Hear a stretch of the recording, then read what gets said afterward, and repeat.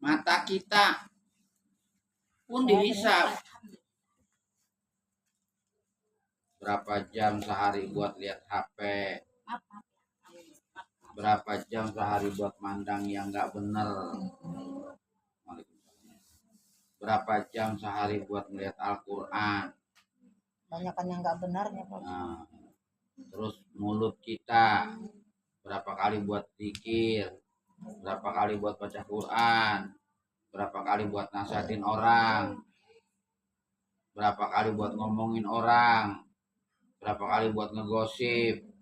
Berapa kali buat ngegibah? Berapa kali buat memfitnah? Semua ada catatannya di hadapan Allah Subhanahu wa Ta'ala. Telinga kita berapa kali buat dengerin pengajian? Berapa kali dengerin majelis ilmu? Berapa kali dengerin baca Quran? Berapa kali dengerin omongan orang?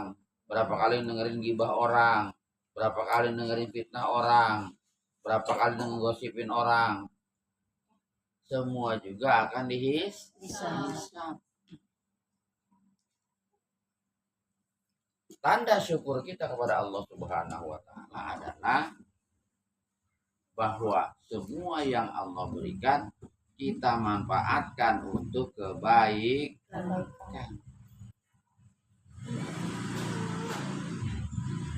Ketika mayat ditanya oleh kedua malaikat Munkar Nakir, ia merasa sebagaimana orang yang hidup. Dia dapat mendengar, dia dapat mempunyai rasa takut, dia dapat perasaan gembira. Untuk membenarkan kejadian itu, Allah telah memberi contoh kepada kita dengan mimpi. Meskipun jasad kita tertidur, kata laki kita, lu tidur kayak kebo ngorok gede bener. Padahal kita lagi diboro-boro setan, ngimpi setengah budeg. Abang apa sih bang, siapa dibangunin? Gue tidur lu ngorok, apa gue kesian bangunin lu? Saya gitu boro-boro medik bang, gitu boro-boro macan, setengah mampus. Pengen dibangunin. Laki kita tidur wakal. Tahu-tahu gitu. Ternyata itu laki kita lagi ngimpi makan anggur sama pacarnya. Ampun 1000 ampun. Ya. Jadi kayak ngimpi. Walaupun jasad tertidur, akan tetapi apa yang kita impikan terasa seperti saat kita bangun, saat kita terjaga, saat kita di alam nyata. Wal ba'su wal hasru wal qiyamatu wal hisabu wal thawabu wal azabu wal mizan. Ba'as. Apa itu ba'as? Yaitu seluruh makhluk yang bernyawa dihidupkan kembali dari kuburnya pada hari kiamat, di akhirat kelak. Namanya hari kebangkitan. Saat itu semua bagian badan manusia yang telah hancur berantakan, baik dalam kuburnya maupun dalam keadaan hancur, dalam perut binatang ataupun hangus dibakar dan sebagainya, akan utuh kembali dan bersatu seperti pada waktu hidupnya di dunia. Bangkit ya dalam kubur. Yang pertama dibangkitkan adalah Nabi Muhammad SAW. Baru bangkit Nabi Muhammad, tengok kanan, tengok kiri. Ada apa ini dewekan? Tanah rata, warnanya putih. Terus Abu Bakar, Umar, Utsman, Ali dibangkitkan. Orang-orang soleh.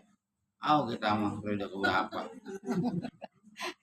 Tapi pada saat itu dibangkitkan. Apa kita digesek dulu ya Pak Ustaz? Semua. Kita dari alam kubur, kami dapat siksa, kaget. Dibangkitin. Ya.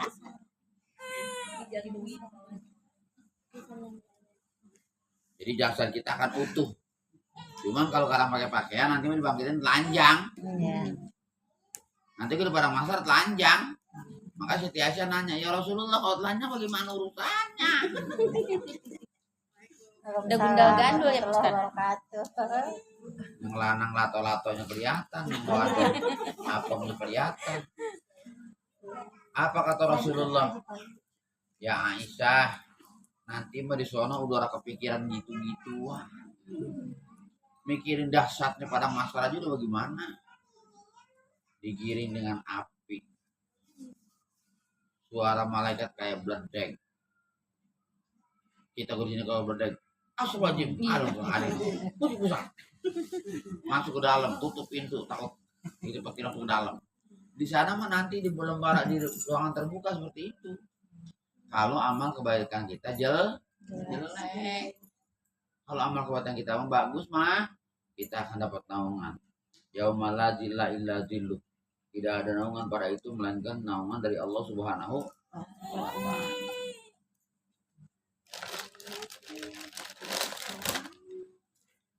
Hasyar, yaitu seluruh makhluk dikumpulkan, namanya padang mahsyar, di satu tempat yang disebut dengan mauqif, untuk menerima keputusan dari Mahkamah Agung, Mahkamah Allah Subhanahu wa Ta'ala yang maha gagah lagi maha adil, maha perkasa.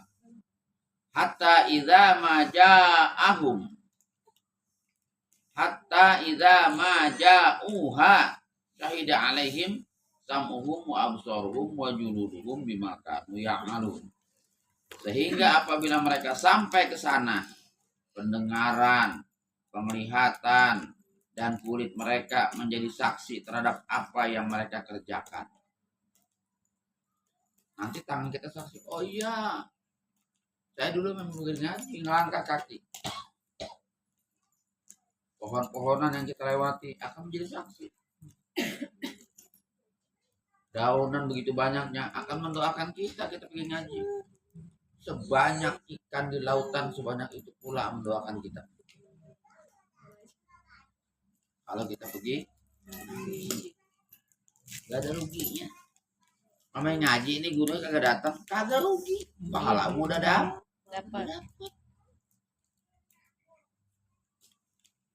Yang penting ngajinya orang enak, kalau orang ngaji jangan begitu.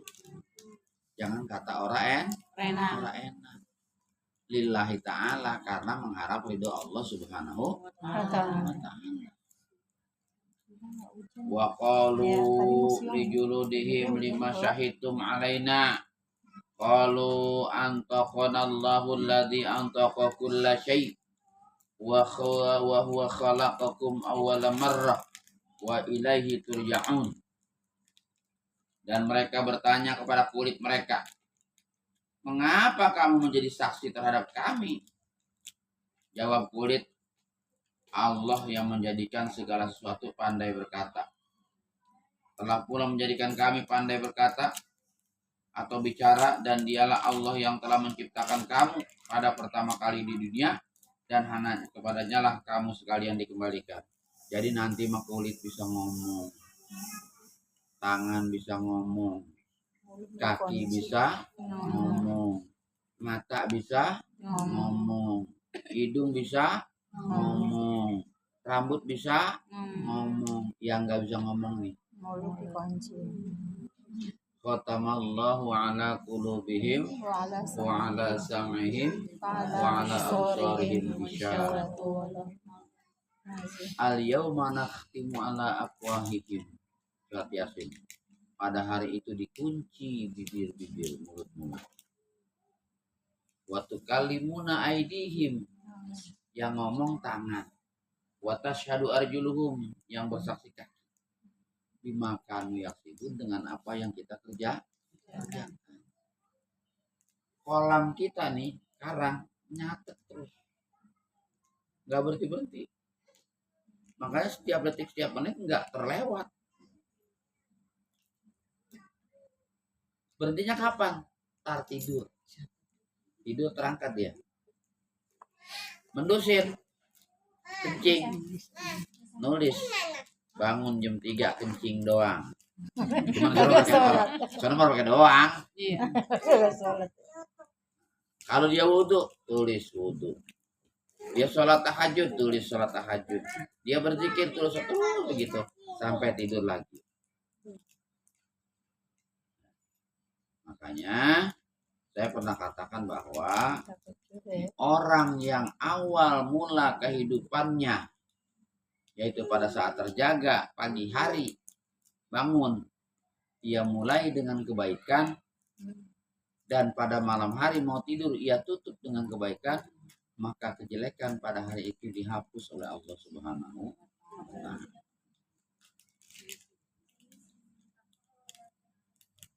Lalu hari kiamat. Apa itu kiamat?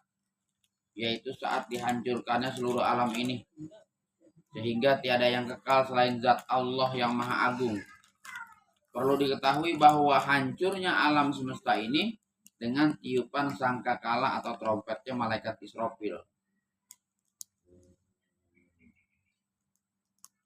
Semua alam hancur, hancur lebur. Bintang gemintang tabrakan, bumi, malaikat matahari, langit semua hancur. Nggak ada yang tersisa. Semua hancur.